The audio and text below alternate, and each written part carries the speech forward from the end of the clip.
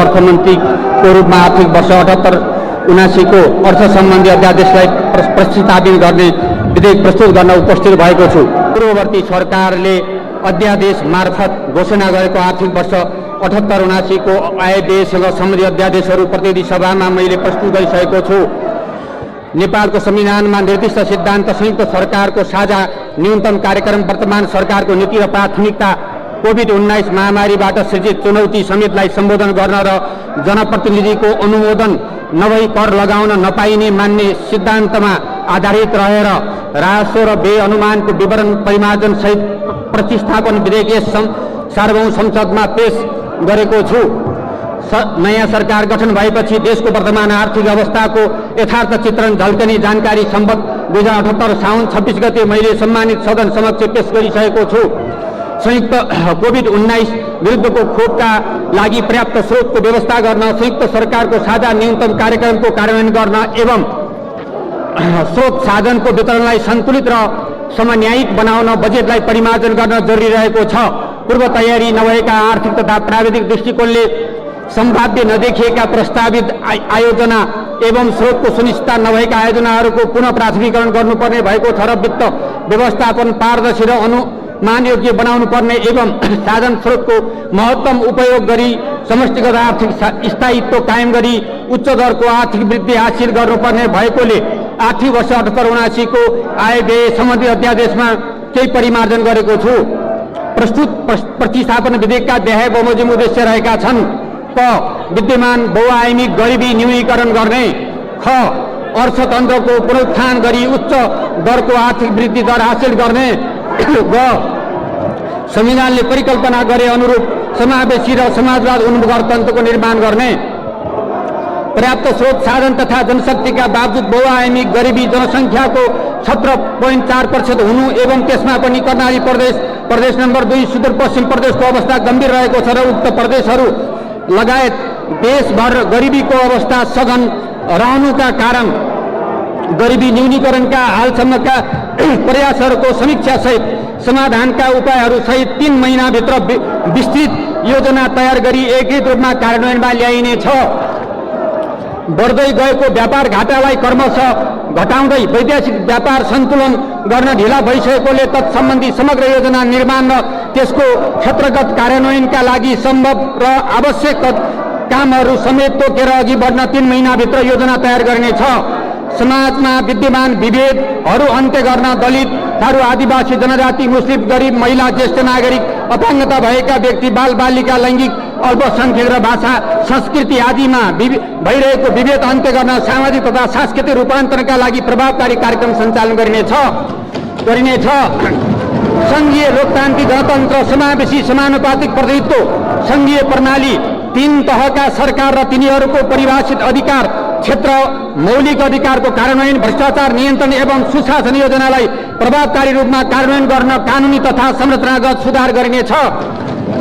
संविधानले निर्दिष्ट गरे बमोजिम सामाजिक न्याय र समाजवाद उन्मुख अर्थतन्त्रको निर्माणको संवैधानिक व्यवस्थालाई कार्यान्वयन गर्न आर्थिक, सामाजिक, सांस्कृतिक क्षेत्रहरूमा गर्नुपर्ने कार्यहरूको जनस्तर र राजनैतिक तहमा राय सुझावको आधारमा ठोस नीति र योजना तयार गरी कार्यान्वयन गरिनेछ। प्रदेश र स्थानीय तहमा भएको वित्तीय हस्तान्तरण, राष्ट्रिय गौरवका आयोजना, रूपान्तरणकारी आयोजना, कर्मागत आयोजना, सामाजिक सुरक्षा एवं संरक्षण कार्यक्रम तथा कोभिड-19 राहत तथा पुनर्निर्माणका कार्यक्रमहरू एवं राजस्व परिचालन सम्बन्धी कार्यक्रम मूलभूत रूपमा यथावत राखेको छु। प्रमुख कार्यहरू कोभिड-19 महामारीबाट नागरिकको जीवन रक्षा गर्ने र शिथिल बनेको अर्थतन्त्रलाई प्रोत्साहन गरी चलायमान बनाउने विषय यो सरकारको उच्च प्राथमिकता रहेको छ। कोभिड-19 विरुद्धको खोप लगाउन योग्य सबै नेपालीलाई यथाशक्य चाँडो खोप उपलब्ध गराउन खोपको आपूर्तिको सुनिश्चितता सहित स्रोतको प्रबन्ध मिलाएको छु। सम्बत 2078 भाद्र 23 गतेसम्म कोभिड-19 महामारी विरुद्धको खोप 57,30,000 जनाले पहिलो मात्रा र 51,02,000 जनाले पूर्ण मात्रा प्राप्त गरिसकेका छन्। यो कुल सङ्ख्याको 70% हुन आउँछ। हालसम्म खोपको 1,30,59,000 मात्रा नेपाल भेटिसकेको र करिब 3 करोड मात्रा प्राप्त हुने क्रममा रहेको छ। कोभिड-19 संक्रमण रोकथाम, नियन्त्रण र उपचारका लागि स्रोतको कमी हुन नदिन सरकार प्रतिबद्ध रहेको छ र खोप व्यवस्थापनको लागि वैदेशिक स्रोतका अतिरिक्त आन्तरिक स्रोत समेत परिचालन गर्ने प्रबन्ध गरेको छु। चालू खर्चतर्फ बैठक भत्ता, इन्धन मर्मत, कर्मचारी तालिम खर्च, सिप विकास तथा जनचेतना तालिम र गोष्ठी सम्बन्धी खर्च, कार्यक्रम अनुगमन मूल्याङ्कन खर्च, भ्रमण खर्च, विविध कार्यक्रम खर्च शीर्षकमा न्यूनतम 10% दरले बजेट कटौती गरेको छु र यसरी खर्च कटौती गर्दा तत्काल बचत हुन जाने देखिएको 5 अरब कोभिड-19 को खोप खरिदका लागि उपयोग गर्ने प्रबन्ध मिलाएको छु। मृगौला प्रत्यारोपण गरेका सबै किसिमका क्यान्सर रोगी र मेरुदण्ड पक्षघात बिरामीलाई औषधि उपचार खर्च बाबत मासिक रु 5,000 का दरले उपलब्ध गराउने व्यवस्था मिलाएको छु। राजनैतिक परिवर्तनको आन्दोलनमा बलिदान गर्ने परिवारको लागि जीवनवृत्ति बापत मासिक रु 3,000 प्रदान गर्ने व्यवस्था गरेको छु। कोभिड-19 का कारण शिथिल भएको अर्थतन्त्रलाई गतिशील र चलायमान बनाउन वर्तमान सरकार गठन पश्चात सार्वजनिक भएको मौद्रिक नीति मार्फत आर्थिक प्रोत्साहनको लागि राहत र सहुलियतका कार्यक्रमहरू कार्यान्वयनमा आइसकेको बेहोरा अवगत नै छ। मौद्रिक नीतिमा रहेका यस्ता प्रकृतिका कार्यक्रमहरूलाई एकअर्कासँग परिपूरकको रूपमा वित्तीय नीतिको माध्यमबाट थप प्रभावकारी बनाइनेछ। कोभिड-19बाट प्रभावित व्यवसाय प्रोत्साहनको लागि प्रदान गरिने राहत सहुलियत र आर्थिक प्रोत्साहनका कार्यक्रमहरूलाई थप रकम सहित निरन्तरता दिएको छु। कोभिड-19 को प्रभावबाट रोजगारी र आय आर्जन गुमाएका अनौपचारिक एवं असंगठित क्षेत्रमा रहेका करिब विपन्न गरीब 5 लाख परिवारलाई राहत स्वरूप एक पटकका लागि प्रति घर परिवार रु 10,000 का दरले निश्चित मापदण्डका आधारमा नगद अनुदान प्रदान गर्ने प्रबन्ध गरेको छु। निजी क्षेत्रलाई मुलुकको आर्थिक विकासको संवाहकको रूपमा भूमिका खेल्न निजी क्षेत्र मैत्री नीति बनाउँदै व्यवसाय गर्न अनुकूल वातावरण सृजना गरिनेछ। समृद्ध नेपाल निर्माणको आधारको रूपमा रहेको सडक निर्माणलाई योजनाबद्ध रूपमा कार्यान्वयन गर्न सडक सञ्जालको नक्साङ्कन तयार गरी सङ्घ प्रदेश र स्थानीय तहको प्रष्ट क्षेत्राधिकार तोकी सडक निर्माण गर्ने नीति लिनेछ। आर्थिक प्राविधिक दृष्टिकोणबाट अध्ययन नभएका र पूर्व तयारी नभएका प्रदेश तथा स्थानीय तहबाट कार्यान्वयन गर्न सकिने प्रकृतिका करिब 1400 सडक आयोजना आवश्यकता र औचित्यताको आधारमा खारेजी वा प्रदेश वा स्थानीय तहमा हस्तान्तरण गर्ने गरी हाल त्यस्ता योजनाहरूको कार्यान्वयन स्थगित गरेको छु। सुरुङ मार्ग, विद्युत प्रसारण लाइन, विमानस्थल तथा नयाँ प्रविधिमा आधारित अन्य यातायात पूर्वाधार, जलविद्युत आयोजना, ठूला जलाशय, विश्वविद्यालय, ठूला पूर्वाधार निर्माण, निजी क्षेत्र इन्जिनियरिङ खरिद निर्माण लगानी इपिसिएफ विधिबाट निर्माण गर्न सक्ने व्यवस्था मिलाइनेछ। एक्सप्रेस रोड, सुरुङ मार्ग, द्रुत मार्ग, फ्लाइओभर जस्ता पूर्वाधार निर्माण तथा सञ्चालनका लागि निजी क्षेत्रलाई प्रोत्साहन गरिने नीति लिएको छु।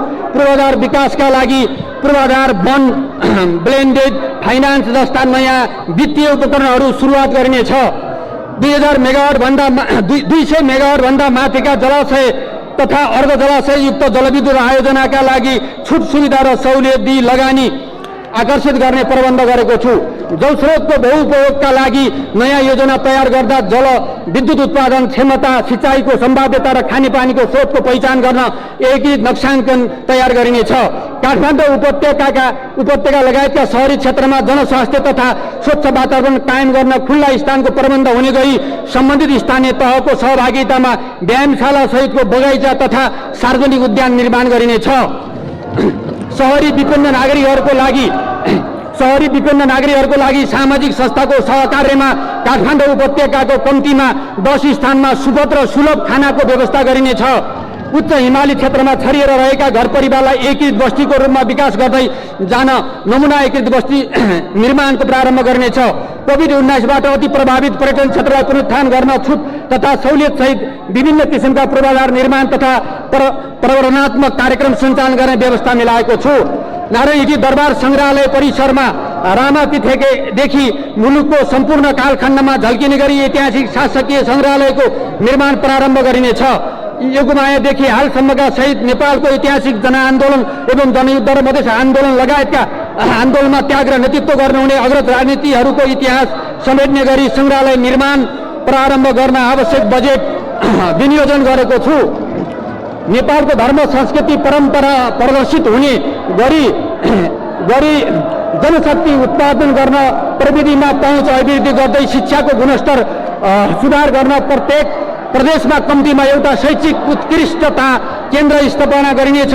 यसले गुणस्तरीय शैक्षिक सामग्री र पाठ्यक्रम समेत उत्पादन गरी विद्युतीय माध्यमबाट प्रदेशभरिका सार्वजनिक विद्यालयहरूमा उपलब्ध गराउने प्रबन्ध गरेको छु।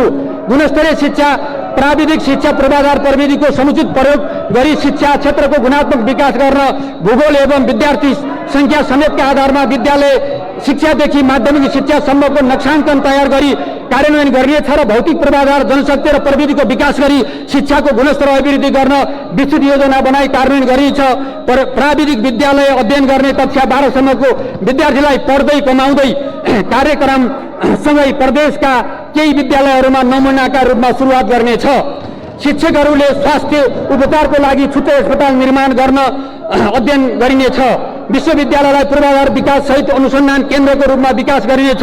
मुलुकको सबैभन्दा पुरानो कलेज त्रिचन्द्र कलेज र घण्टाघरलाई ऐतिहासिक महत्त्व झल्किने गरी पुरानै ढाँचामा पुनर्निर्माण गर्ने प्रबन्ध गरिनेछ।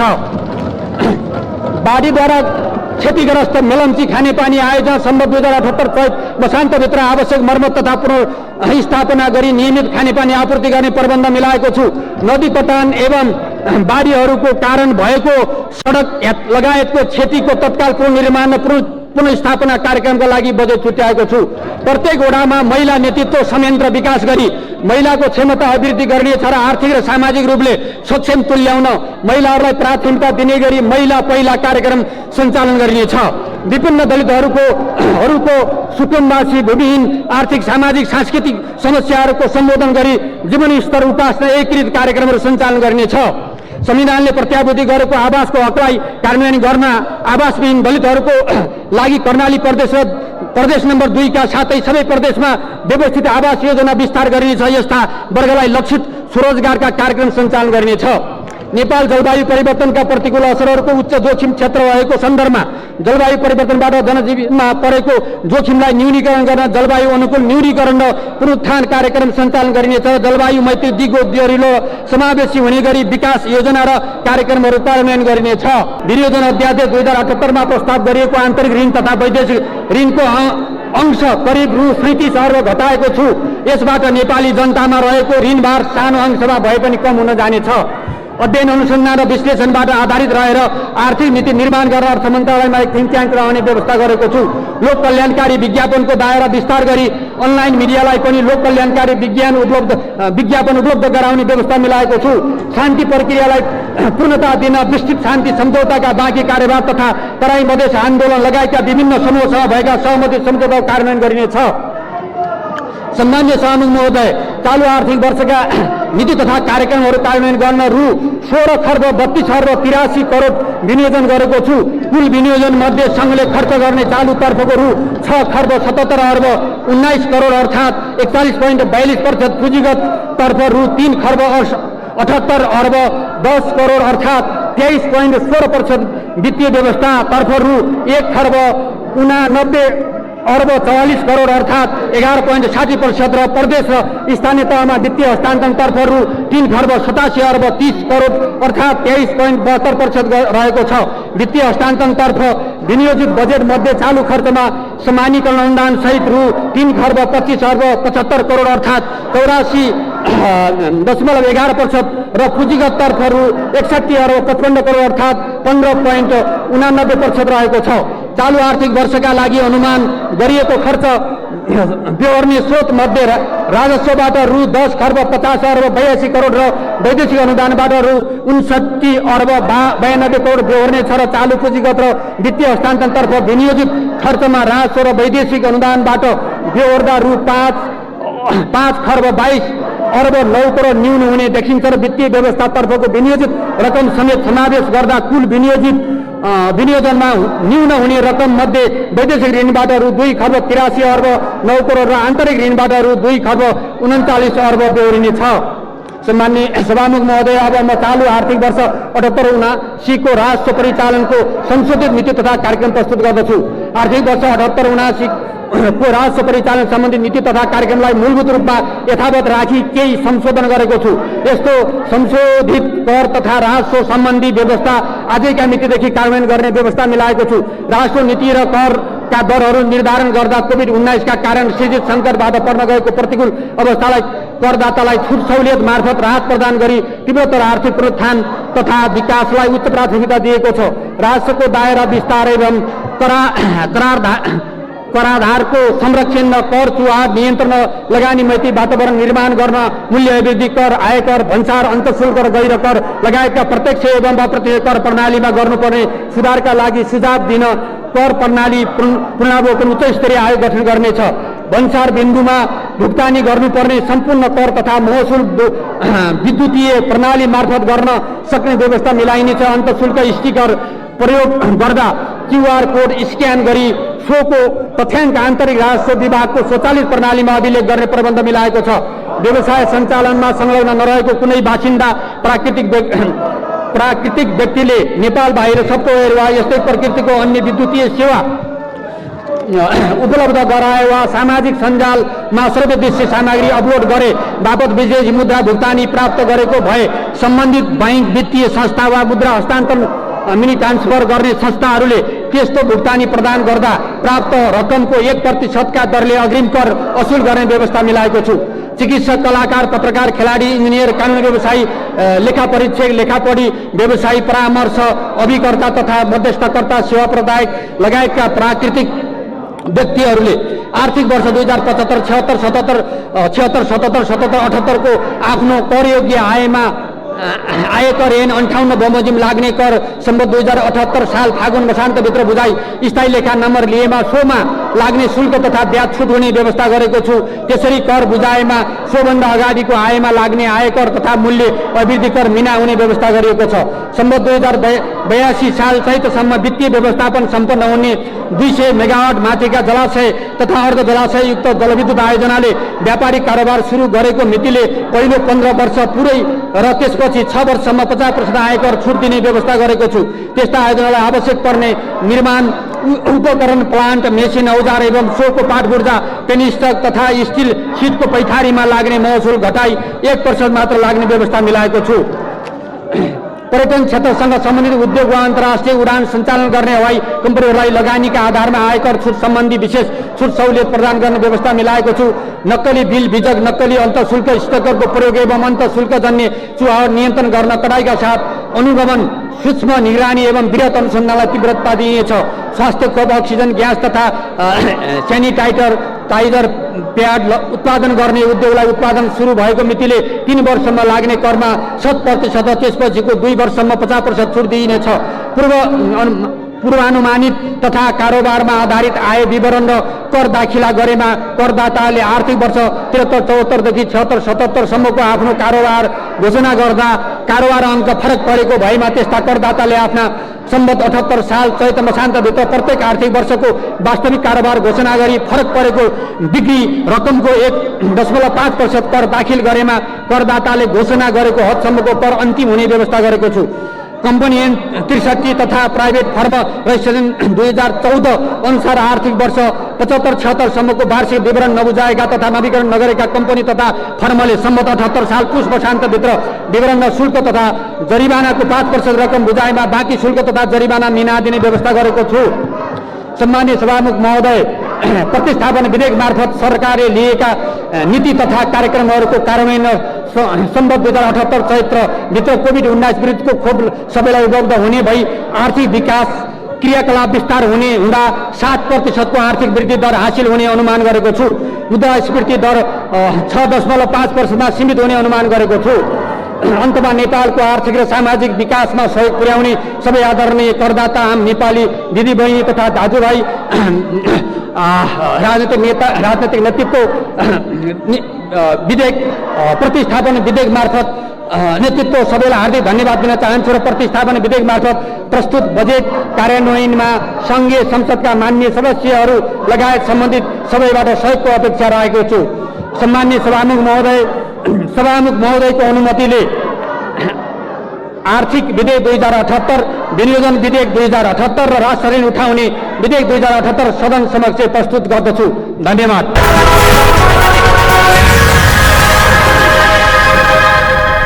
त्यो राम्रो कुरा होइन, किनभने अब यसमा वातावरण बनाएर संसदभित्र सबैको सहमति लिएर चाहिँ रिप्लेसमेन्ट विधेयक ल्याउनु राम्रो हुन्थ्यो। किन सबैको सरकारको विषय हो। यो चाहिँ एउटा प्रिन्सिपल के हो भने नो ट्याक्सेसन विदाउट रिप्रेजेन्टेसन भनेपछि जनताका प्रतिनिधिले कर लाउन पाउँछन्। जनताका प्रतिनिधिले छलफल नगरिकन त्यसमा हामीले अगाडि ल्यायौँ भने प्रिन्सिपलले पनि त्यो उचित कुरा होइन। वातावरण बनाएर ल्याउनु पर्थ्यो र त्यो हतार पनि थिएन, आजको आजै गर्नुपर्ने कुरा पनि थिएन। त्यो समय अलिकति लिएर सर्वदलीय छलफल सहमतिबाट गरेको भए धेरै राम्रो हुन्थ्यो।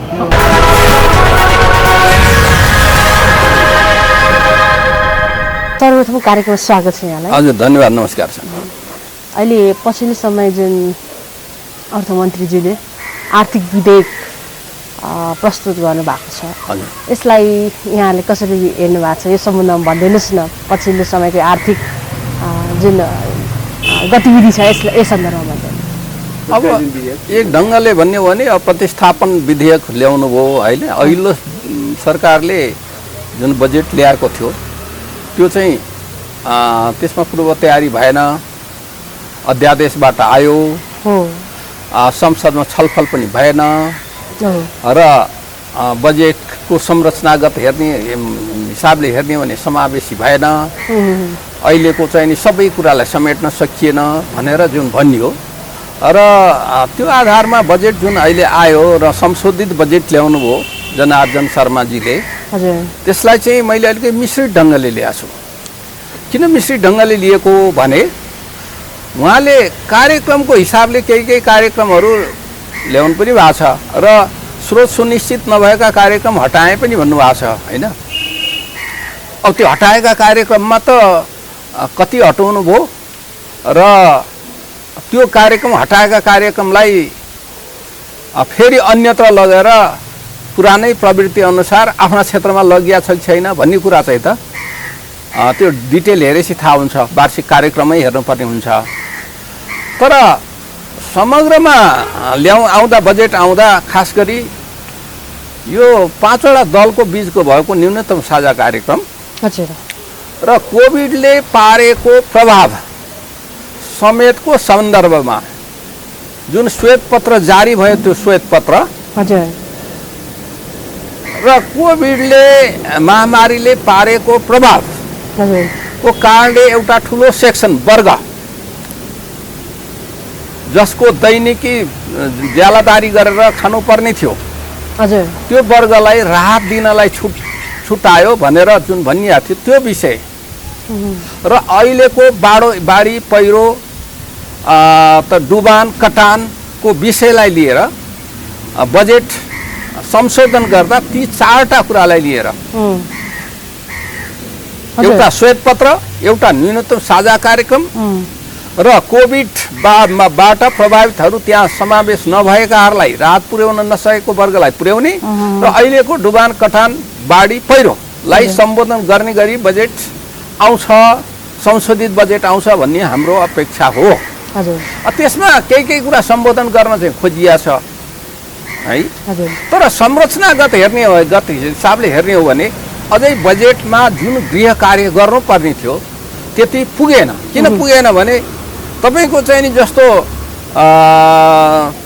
उसलाई सामाजिक सुरक्षा कार्यक्रम र समावेशी कार्यक्रम, राहत कार्यक्रम भनेर ल्याइएको छ। तर त्यो कार्यक्रममा जस्तो भनौँ न अब सबैलाई 3000 को दरले दिने भनेर राजनीतिक आन्दोलनमा लागेर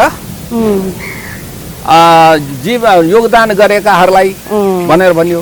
त्यो अम्ब्रेला किसिमले दिँदाखेरि कतिपयले आफ्नो चाहिँ नि शरीरको प्रमुख अङ्ग गुमाएर बसेका छन्, कतिपयले परिवार कमाउने परिवार मान्छे गुमाएर बसेका छन्, कतिपयलाई 3000 पनि ठुलै कुरा हुन्छ, कतिपयलाई त्यसले केही पनि हुँदैन। त्यसकारणले त्यो परिवार पहिचान गरेर त्यो दिनुपर्नेमा एकमुष्ट 3000 का दरले दिने भनेर यो चाहिँ तथाकथित समाजवादको जस्तो भयो के त्यो। त्यसकारणले एक दोस्रो कुरा अब 10,000 दिने भनेर भनिएको छ। हेर्नुहोस् त्यो कसलाई भन्दा व्यवसाय चाहिँ नि दैनिक रोजगारी गरेर खानुपर्ने, व्यवसाय पनि अनौपचारिक क्षेत्रमा काम गर्नेहरू लाई 10,000 को दरले दिने भनिएको छ। त्यो परिवार पहिचान गर्ने आधार के हो मापदण्ड तयार गर्छौँ भनिएको छ। तर त्यो आज पनि सम्ममा तयारी गरिसक्छौँ भने मलाई त्यसमा चुनौतीपूर्ण देखिएको छ। एक अर्को कुरा पारिवारिक हिसाबले दैनिक ज्याला गुजारी गर्नेलाई 10,000 रुपियाँ ठुलो कुरा होला, त्यो राम्रो कुरा हो। तर चाहिँ व्यवसाय गुमाएको छ, जसले सानो व्यवसाय गरेको थियो उसले ब्याङ्कबाट ऋण कर्जा लिएको पनि थिएन, ब्याङ्कसँग पहुँच पनि छैन, मौद्रिक नीतिबाट त्यसलाई सम्बोधन पनि हुन सक्दैन। एक दोस्रो कुरा हाम्रो कर जुन करलाई हामीले दायरा बढाउने कुरा त खुब हुन्छ, तर गहिराई बढाउने कुरा हुँदैन। कर बढाउने भनेको तपाईँले एउटा त करको नेटमा नआएको मान्छेहरूलाई करमा ल्याउने, कम्पनीहरूलाई गर्ने नै सङ्घ संस्थालाई क्रियाकलापलाई ल्याउने एउटा कुरा हुन्छ। एउटा चाहिँ तपाईँले कर भनेको कुरा के हुनुपर्छ भन्दा कर पपुलर होइन, कर पपुलिस्ट कर प्रणाली होइन, फेयर भनेको न्यायपूर्ण कर प्रणाली हुनुपर्छ। हामी कहाँ कर प्रणाली पनि अलिक पपुलिस्ट हुँदै गएको छ र बजेट पनि पपुलिस्ट होइन फेयर हुनुपर्छ, बजेट पनि पपुलिस्ट हुँदै गएको छ। हामी लगानीको क्षेत्रहरू नबढाउने, लगानीका सम्भावनाहरू कम हुने, तर चाहिँ हामी कर बढी लिन खोज्छौँ, जहाँनेरि कर तिर्ने क्षमताको करिब उच्च बिन्दुमा पुगिसकेका छ अहिलेको आर्थिक क्रियाकलापलाई हेर्ने भने। र हाम्रो करको प्रमुख आधार के हो भन्दा विप्रेषण हो।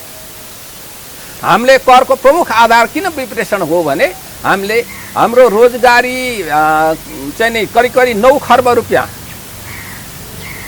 विप्रेषण प्राप्त गर्छौँ हामी होइन, 9 खर्ब रुपियाँ।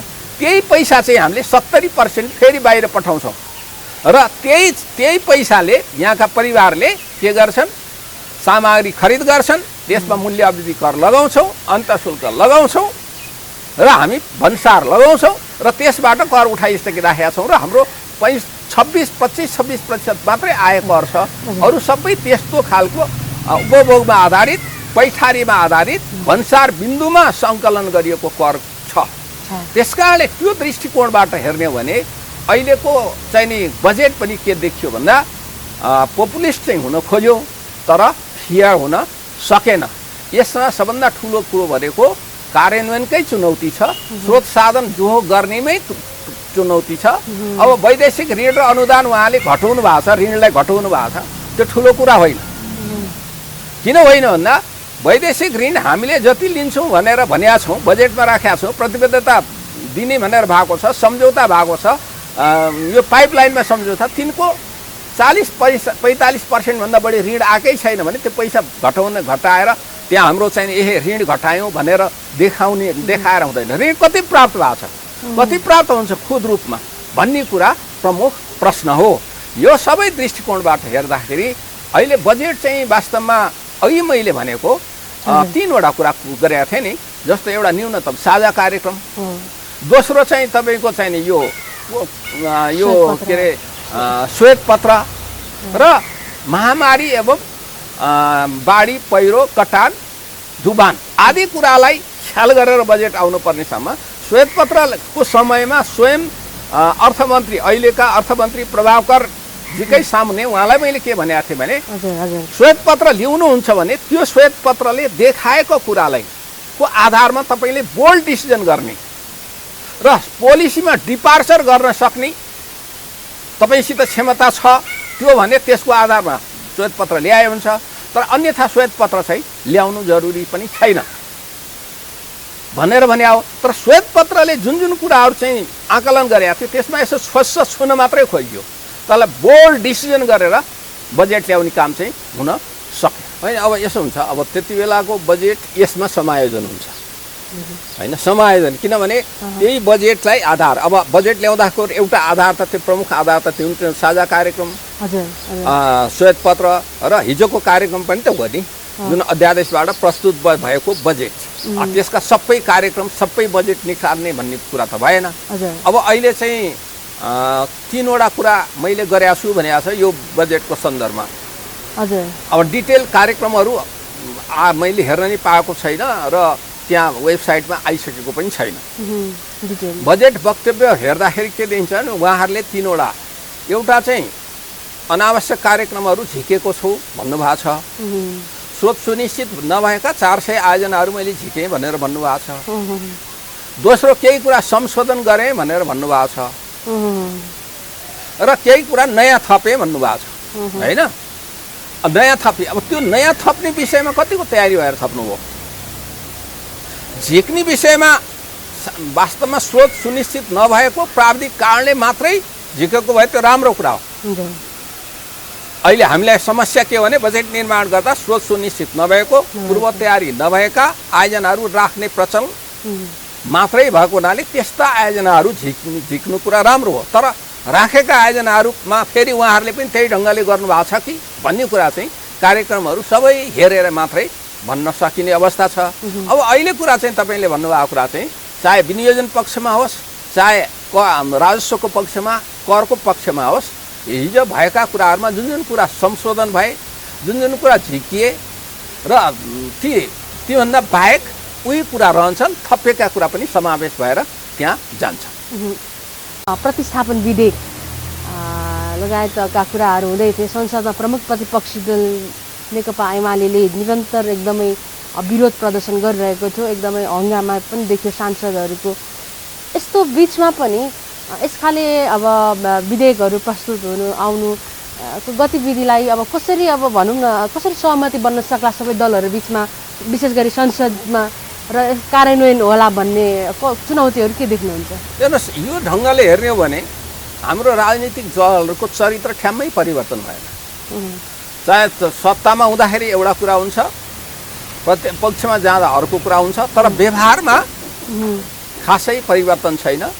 अब यस्ता कुराहरूमा के हुन्छ भने सत्ता पक्षले पनि प्रतिपक्षलाई मर्यादा राख्नुपर्छ, राजनीतिक ढङ्गले त्यो एउटा चाहिँ नि भनौँ न कम्युनिकेट गर्नुपर्छ, सञ्चार गर्नुपर्छ र सहकार्य गर्नुपर्छ, र प्रतिपक्षमा बस्नेले पनि प्रतिपक्षमा बस्दाखेरि पनि आफ्ना व्यवहारलाई सौहार्द बनाउनु पर्यो, सौम्य बनाउनु पर्यो, शालीन बनाउनु पर्यो, र राजनीतिक ढङ्गले आफूलाई चित्त विमति भएका कुरालाई, आफूलाई मन नपरेका कुरालाई राजनीतिक ढङ्गले प्रतिरोध गर्नुपर्छ, राजनीतिक ढङ्गले विरोध गर्नुपर्छ। 2066-67 सालमा सुरेन्द्र पाण्डेले उति बेला एमालेको सरकार, सुरेन्द्र पाण्डेले सरकार त त्यति बेला नि सायद संयुक्त थियो क्या, र जब सुरेन्द्र पाण्डेले बजेट एमालेको सरकार थियो, त्यो बजेट प्रस्तुत गर्दा माओवादीले तत्कालीन माओवादीले जुन खालको व्यवहार गर्यो, अहिले फेरि एमाले चाहिँ त्यही व्यवहारमा आयो भनेपछि त अर्कालाई भन्ने मात्रै रहेछ नि त सबैले। त्यसकारणले आफ्नो व्यवहार सुधार गर्नमा चाहिँ अब जनप्रतिनिधिहरू, सांसदहरू चाहिँ लाग्नु भएको चाहिँ देखिएन। यसले के देखाउँछ भन्दा यसले केन्द्रीय संसद भनेको, सङ्घीय संसद भनेको अगुवा पनि हो, यसले प्रदेशमा र स्थानीय तहमा पनि त्यही प्रतिरूप भोलि जान सक्छ, र समग्रतामै राजनीतिक जुन खालको समन्वय छ, राजनीतिक सद्भावलाई बिथोल्छ र बुढेबलबाट काम अगाडि बढाउने प्रवृत्तिलाई जोड दिन्छ, जसले गर्दा सुशासन पनि हुँदैन, वित्तीय अनुशासन पनि हुँदैन, व्यवहारिक अनुशासन पनि रहँदैन। यो राम्रो कुरा होइन, यो प्रतिपक्षको पनि राम्रो कुरा होइन, सत्ता पक्षको दृष्टिकोणबाट हेर्दा पनि 2 दिन ढिलो गरे भए पनि केही फरक पर्नेवाला थिएन। यति दिनसम्म ढिलो भइसक्यो, 2 दिन ढिलो गरेर राजनीतिक सहमति खोजेर यो चाहिँ नगरौँ है भन्ने किसिमले गरेको भए मलाई लाग्छ राम्रो हुन्थ्यो। म चाहिँ त्यो संसदमा भएको भए फरक ढङ्गले प्रस्तुत हुन्थ्यो। सिसीको पनि कुराहरू छ, विगतको सरकारले कार्यक्रममा पनि कतै प्राथमिकतामा दिएको जस्तो पनि लागेको थियो। अहिलेको सन्दर्भमा चाहिँ यो जुन मिलेनियम च्यालेन्ज कर्पोरेसन छ, आर्थिक सहायता, यसलाई कसरी अगाडि बढाउन सकिन्छ अथवा के हुन्छ होला यो विषयमा? तपाईँले न्यूनतम साझा कार्यक्रम ल्याउँदाखेरि पनि श्वेतपत्र ल्याउँदा नि यो कुराहरू बोलेन होइन। यहाँ बजेट वक्तव्यमा पनि त्यो कुरा मैले देखिनँ। अब एमसिसीको सन्दर्भमा चाहिँ के छ भनेदेखि एमसिसी एउटा त एमसिसी अहिलेकै स्वरूपमा जुन सम्झौता भएको छ, त्यो सम्झौताले शङ्का धेरै उत्पन्न गरेको छ। 2-4 कुरामा शङ्का राम्ररी उत्पन्न गरेको छ। त्यसको पछाडिको कारण दाता पनि हो, हामी पनि हो। उति बेला त्यो विभिन्न कोणबाट 16वटा कुनै दस्तावेज तयार गर्दा अन्तर्राष्ट्रिय स्तरमा तयार गर्दा 16वटा कोणबाट हेर्नुपर्ने हुन्छ। ती कोणबाट हेरिएन।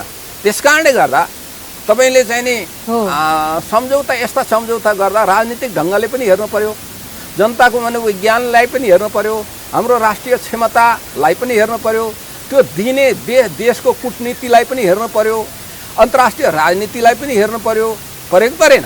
र हामीलाई चाहिने आर्थिक सहायता र सहयोगको विषयलाई पनि ध्यान ख्यालमा राख्नु पर्यो। अब आर्थिक सहायता नलिने भन्ने त कुरा हुँदैन। हामीलाई सबै ढङ्गले सबै तर्फबाट आर्थिक सहायता चाहिएको छ। तर अमेरिकाले, संयुक्त राज्य अमेरिकाले हिजो पनि आर्थिक सहायता दिँदै राखेको थियो होइन र दिँदै राखेको थियो, दिन्छ भनेपछि अहिले फरक ढङ्गको सम्झौता किन गर्नु पर्यो त्यो 4 वर्षको उसमा भन्ने कुराको सन्दर्भमा अहिले योभन्दा अगाडिको कुनै पनि राजनीतिक दलहरूले ध्यान पुर्याउन देखिएन, दृष्टि पुर्याउन सकेको देखिएन। त्यसकारणले गर्दा अब यो सम्झौताका 3वटा बाटा, एउटा चाहिँ जस्ता तस्तै पेश गर्ने, समर्थन गर्ने, अगाडि बढाउने, त्यो विषय चाहिँ हाम्रो राष्ट्रियता र हाम्रो राष्ट्रिय अखण्डता, हाम्रो अन्तर्राष्ट्रिय सम्बन्ध र सामरिक चाहिँ नि विषयको हाम्रो सम्बन्ध, बुझ्नु होइन? र हाम्रो कुनै पनि आयोजना सञ्चालन गर्दा हाम्रो लागि हामीले सञ्चालन गर्ने दृष्टिकोणबाट, हाम्रो त्यहाँ पहुँच रहने दृष्टिकोणबाट, हाम्रो नियन्त्रण रहने दृष्टिकोणबाट हेर्ने हो भने त्यहाँ केही संशोधन गर्नुपर्ने विषयहरू छन्। त्यस कारणले पहिलो भनेको चाहिँ जस्ता तस्तै संशोधन गर्नु उचित हुँदैन। दोस्रो छ संशोधन गरेर त्यसलाई अगाडि बढाउने भनेपछि संशोधन गरेर अगाडि बढाउने उता अमेरिकी सरकार अथवा एमसिसीले नि संशोधन हुँदैन भन्छ। नेपाल सरकार पनि कहिले चाहिँ प्रतिपक्ष सत्तामा भएको बेला अहिलेको नेपाली काङ्ग्रेस होइन केही छैन पारित गरे हुन्छ भन्छ। हिजो एमाले चाहिँ नि होइन ठिक छ पारित गरे हुन्छ भन्थ्यो होइन, एमाले भनेकै हो योभन्दा अघिल्लो सरकारले। अब तर यो कुरा के भयो भने राष्ट्रिय हिसाबले विभाजित भइसक्यो, संसद विभाजित भयो, राजनीतिक दलहरू विभाजित भए, राजनीतिक दलभित्र चाहिँ नि अन्तर्द्वन्द्व सिर्जना भएको छ, समाज विभाजित भएको छ, परिवार विभाजित भएको छ, बुद्धिजीवी विभाजित भएको छ। एउटा आयोजना ल्याउनको लागि राष्ट्रलाई यसरी विभाजित गर्नु हुँदैन। यसको राजनीतिक लागत त्यो 57 अर्बभन्दा धेरै बढी हुन्छ। त्यसकारणले शालीनताका साथ कूटनीतिक माध्यम तरिकाले हाम्रा यो अहिले समस्या छन्, हामी विभाजित हुन पुग्यौँ। यही कारणले गर्दा हाम्रो जनता विभाजित भयो, राजनीति विभाजित भयो। हामीले यसले दीर्घकालीन प्रभाव पर्छ हामी कहाँ। हामीले यही अवस्थामा पनि एमसिसी पारित गर्यो भनेदेखि यसलाई कार्यान्वयन गर्न पनि समस्या आउँछ भोलिका दिनमा। त्यस कारणले अहिलेलाई हामीले यो स्थगित गर्छौँ। तर अमेरिकी सरकारसँगको हाम्रो सम्बन्धमा यसले कुनै प्रभाव पार्दैन, सद्भावमा कुनै प्रभाव पार्दैन। हामी पनि अमेरिकी सरकारलाई हाम्रो सद्भाव रहन्छ, सहयोग गर्न तयार छौँ र अमेरिकी सरकारको सहयोगको अपेक्षा हामी सदा राख्छौँ भनेर यसलाई अहिले स्थगित गरिदिनुपर्छ। त्यो गर्नु नै बुद्धिमानी हुन्छ। कुनै पक्षले पनि जबरजस्ती गर्यो भने यसको राजनीतिक लागत यति ठुलो हुन्छ, यो अहिलेको राजनीतिक वृत्तले सायद त्यसको अनुमान पनि नगरेको हुनसक्छ। अघि यहाँले पनि भन्नुभयो गरिबहरूलाई अब केही पैसाहरू राहत दिने भन्ने खालको यस खाले कार्यक्रमलाई चाहिँ एक खालको फेरि पनि अर्को आरोप लागेको छ कनिका छैन जस्तो र चुनावको अगाडि चाहिँ एउटा भनौँ न पपुलिस्ट हुन खोजा जस्तो। यसको उद्देश्य यसको यति मात्रै हो अथवा के हो? यसको तथ्यपरक कति रहला? अब हामी कहाँ सबै राजनीतिक दलहरू पपुलिस्ट हुन खोज्ने, मत बटुल्न खोज्ने चरित्र चाहिँ सबै राजनीतिक दलमा छ। अहिले पनि त्यो बजेटमा पनि त्यो झल्क्यो, हिजो पनि थियो, त्योभन्दा अगाडि पनि नभएका होइन।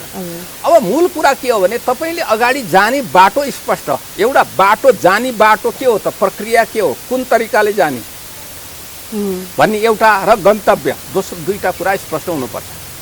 अब यहाँले भन्नुभएको पालिका स्तरमा यो गर्ने ऊ गर्ने भन्ने कुरा छ।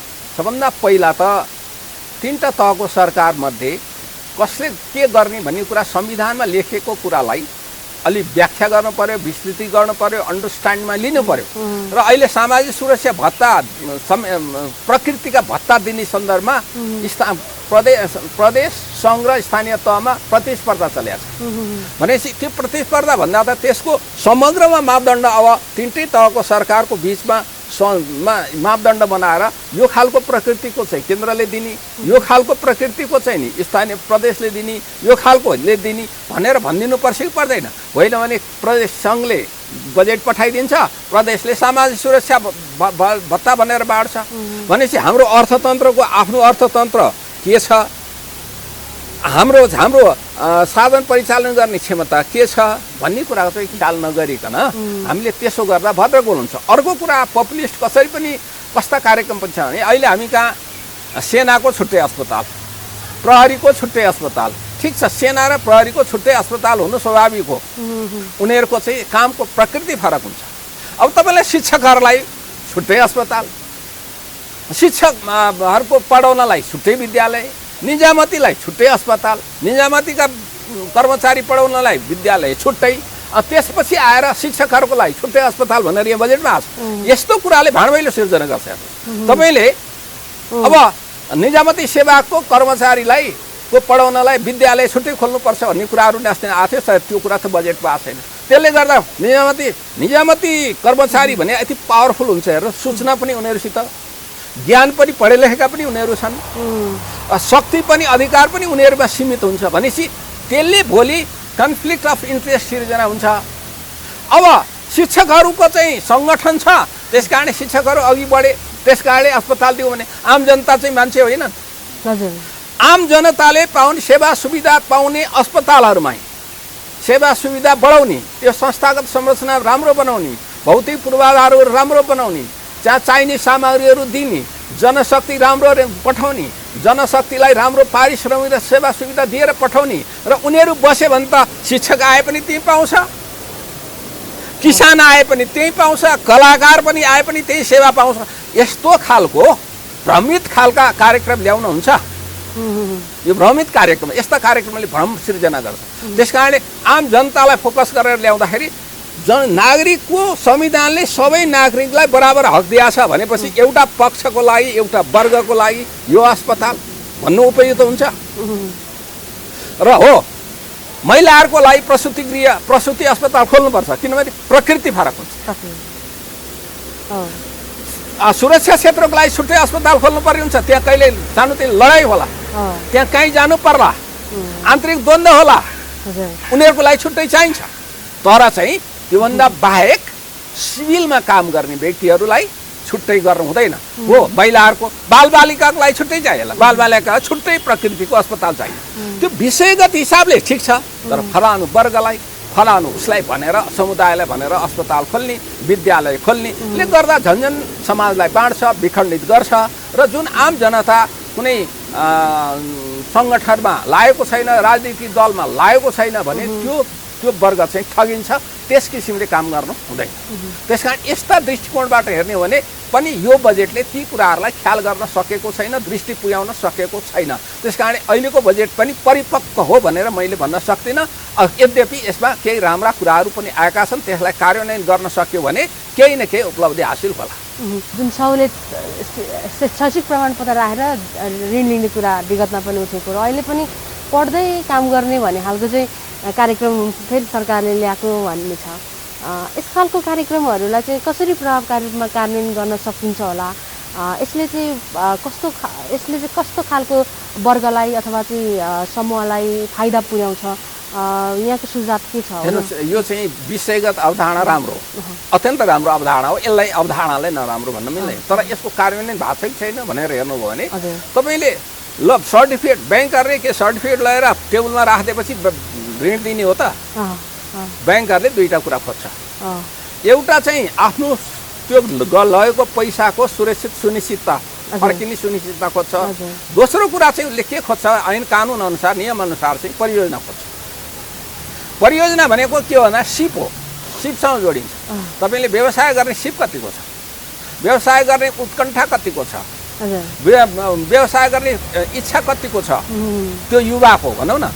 अब सबभन्दा पहिला त त्यस्तो अब भनौँ न अमेरिकाका विकसित देश अमेरिका सहितका विकसित राष्ट्रहरूमा हाई स्कुलमा पढेको विद्यार्थीहरूलाई हजुर व्यापार कसरी गराउने साना उद्योग कसरी खोल्ने भनेर त्यहाँनिर सिकाउने गरिन्छ।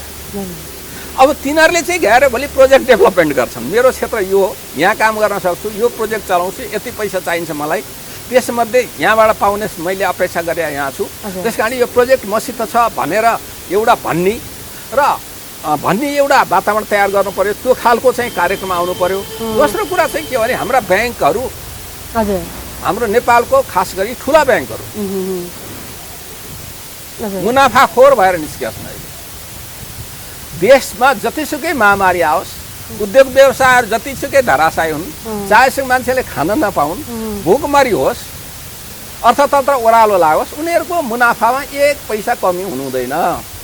उनीहरूको चाहिँ नि त्यो छ र उनीहरूको हुन्छ चाहिँ तत्कालै रातारात मुनाफा बढी कमाउने हो। ब्याङ्कहरू मुनाफामा चल्नुपर्छ, व्यावसायिकता चाहिन्छ, व्यावसायिकताको प्रमुख मर्म मुनाफा हो। त्यो मुनाफा चाहिँ समयअनुसार फरक हुन सक्छ। त्यो मुनाफाको नै भएन, ऋणै डुब्यो भने त ब्याङ्कहरू चल्दैनन्, अर्थतन्त्र चल्दैन। तर के हो भने त्यसको पनि एउटा न्यायोचित मुनाफा लिने र राष्ट्र अप्ठ्यारो परेको बेलामा थोरै मुनाफामा चल्ने अथवा मुनाफा नभएर चाहिँ नि आम्दानी घाटा बराबर भएर पनि चल्ने र त्यो संस्था पनि जोगिने दिगोपना रहने किसिमले ब्याङ्कहरू गएका छैनन्। त्यस कारणले गर्दा मौद्रिक नीति मार्फत नेपाल सरकारले राष्ट्र ब्याङ्कले थरीथरीका नीतिहरू ल्याउँछ सहुलियत दिनलाई। त्यो सहुलियत चाहिँ आम जनताले कति प्राप्त गरे, जसलाई लक्षित वर्गले कति प्राप्त गरे भन्ने कुराको समीक्षा हामीले गर्नुपर्छ, त्यसको अनुगमन गर्नुपर्छ। त्यसरी हेर्ने हो भने भूकम्प पश्चात आम जनतालाई ग्रामीण जनतालाई घर बनाउन ऋण दिने विषय होस्, चाहे त्यो होस् सहुलियत दरमा, अथवा चाहिँ महिलाहरूलाई ऋण दिने विषय होस् व्यवसायमा, युवाहरूलाई दिने विषय होस्, त्यहाँनेरि प्रगति चाहिँ न्यून छ। ब्याङ्कहरूको ऋण कहाँ गएको छ भन्दा नाफा हुने, नडुब्ने, व्यापारिक, हायर पर्चेज, घर जग्गा प्रकृतिको क्षेत्रमा बढी गएको छ। त्यो कुरा कहाँ देखिन्छ भने ब्याङ्कहरूको मा अहिले तरलताको अभाव हुन्छ कि भन्ने जस्तो देखिया छ। त्यो तपाईँको कर्जा लगानी चाहिँ उच्च दरमा भएको 25-26% भएको छ। निक्षेप सङ्कलन कम भएको छ अपेक्षाकृत। जब कर्जा लगानी व्यापक बढ्छ, हिजोकै स्तरमा हुन्छ भने आर्थिक वृद्धि पनि त हिजोकै स्तरमा हुनु पर्थ्यो नि। आर्थिक वृद्धि चाहिँ तपाईँको न्यून रूपमा भएको छ। गत साल त नकारात्मकै थियो, यसपालि पनि हद्द भयो भने 4-4.5% होला कि भन्ने अपेक्षा गर्न सकिन्छ हाम्रो अहिलेको गतिविधि क्रियाकलापलाई हेर्ने हो भने। तर चाहिँ ब्याङ्कहरूको मुनाफा पनि बढिया छ, कर्जा पनि धेरै बढाएको छौँ भनेर भनिएको छ। ठिक छ, कर्जामा दीर्घकालीन परियोजनाहरूलाई पनि कर्जा दिया होला, दीर्घकालीन व्यवसायलाई पनि कर्जा होला। त्यो सबैको कुरा त एकै वर्षमा त्यो प्रतिफल देखिन सक्दैन। तर केही मात्रामा भए पनि जो चाहिँ 2-4 महिनामा 6 महिनामा उत्पादन दिन सक्ने उद्योगहरू छन्, तिनीहरूमा कृषिमा भएको त देखिन सक्छ नि। तर त्यहाँ चाहिँ यो प्रतिफल नदेखिएको हुनाले नेपाल राष्ट्र ब्याङ्क र नेपाल सरकारलाई के म अनुरोध गर्छु, निवेदन गर्छु भने त्यो कुराको समीक्षा गर्नुहोस्। समग्रमा के गर्न मात्रै सक्यो भने पनि उपलब्धिमूलक रहला। अब हेर्नुहोस्, अब बजेट आइसकेपछि बजेटको कार्यान्वयनको पक्ष महत्त्वपूर्ण छ, चुनौतीपूर्ण छ। अब हाम्रो चाहिँ नि राजनीति पनि भाँडिएको छ, आन्तरिक राजनीति पनि भाँडिएको छ, सुशासन छैन, भ्रष्टाचार बढेको छ। तपाईँको महालेखा परीक्षाको प्रतिवेदन, अख्तियारको प्रतिवेदन हेऱ्यो भने त्यहाँ देखिन्छ र व्यक्ति केन्द्रित हुँदै गएको छ सबै कुरा। त्यस कारणले बजेट आउँदैमा हुन्छ भन्ने कुरा हुँदैन। बजेटको कार्यान्वयन चुनौतीपूर्ण छ, तर बजेटको कार्यान्वयन गर्ने सिलसिलामा पक्ष प्रतिपक्ष सबैलाई हातमा लिएर सबै चाहिँ नि प्रशासनलाई चुस्त ढङ्गले चलाएर जाने र कहाँनेरि त्यो बदमासी भएको छ, कहाँनेरि समयमा बजेट गएको छैन, कहाँनेरि खर्च हुन सकेन। खर्च नहुनुको कारण के हो? त्यो व्यक्तिगत कारण हो कि नीतिगत कारण हो कि व्यवस्थापनको कारण हो कि त्यो कुरा पनि खोज्नुपर्छ। अब यो 5 अर्ब रुपियाँ यो के अरे खर्च घटाएर प्रशासनिक खर्च घटाएर 5 अर्ब रुपियाँ चाहिँ जोगिया छ। त्यसले मैले कोभिडको लागि लगाउँछु भनेर बजेटमा भन्नुभएको छ। त्यो विषय त राम्रो हो, तर त्यहाँनिर एउटा के कुरा पनि परेको छ भने अनुगमनमा जाने खर्च पनि घटाए भनेर भन्नुभएको छ। अनुगमनमा जाने खर्च घटाउँदाखेरि त्यसको प्रभाव के पर्छ? अनुगमन भएन भने त कहाँनिर अप्ठ्यारो परेको छ, कहाँनिर चाहिँ सुधार गर्नुपर्ने छ, कहाँ त्रुटि छ नै हुँदैन। त्यस कारणले यस्ता कुराहरूमा विचार पुर्याउनुपर्छ। बजेट चाहिँ साङ्गो पाङ्गो मिलाएर हिजो पनि आउँदैन थियो, तयारीपूर्वक हिजो पनि आउँदैन थियो, संसदमा पर्याप्त छलफल हुँदैन थियो। अहिले पनि 30 गतेभित्र बजेट पारित भइसक्नुपर्छ। त्यस कारणले बजेट परिपक्व ढङ्गले अगाडि बढ्छ भनेर त छैन, तर हामीले आशा गर्नुपर्छ, अपेक्षा राख्नुपर्छ। उहाँहरूका चाहिँ असल मनसायलाई कदर गर्नुपर्छ। त्यस कारण त्यो ढङ्गले हेर्ने हो भने बजेटको कार्यान्वयन पक्षमा चाहिँ एउटा त्यो कार्यतालिका बनाएर, कार्ययोजना बनाएर अगाडि बढ्न सक्यो अर्थ मन्त्रालय र योजना आयोग र त्यसपछि मन्त्रालयहरू भने जे होस् 100% नभए पनि बढीभन्दा बढी प्रतिफल प्राप्त हुन सक्ला भन्ने अपेक्षा गर्न सक्छ। हुन्छ, यहाँको समय र विचारको लागि धन्यवाद। हस् त, धन्यवाद यहाँहरूलाई, ध्रुवजीलाई, यहाँलाई, एबिसी टेलिभिजनलाई र सम्पूर्ण दर्शकवर्गलाई मेरो नमस्कार छ र यो विचार राख्न दिनुभएकोमा यहाँहरूलाई मुरी धन्यवाद छ।